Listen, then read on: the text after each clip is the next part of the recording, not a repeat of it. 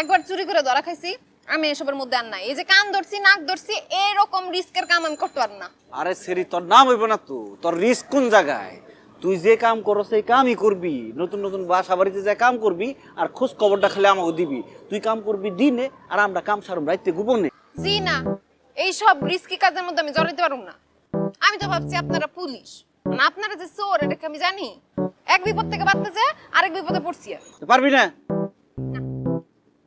আমরা যে জীবনের রিস্ক নিয়ে তোরা যে বাঁচাই নিয়ে এলাম, পুলিশ সেটা নিয়ে এলাম, আমাকে তো মানুষ পিড়ে দিও পারতো। এটার প্রতিদান দিবি না? আমি কি প্রতিদান দিব? আমি গরিব মানুষ।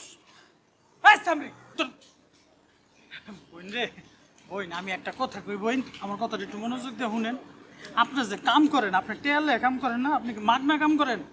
আপনি খালি আমাকে কথা মতো কামটা করেন, এক একটা কামের লেগা আপনার টেয়া দেবো, মাগনা করাইতাম না।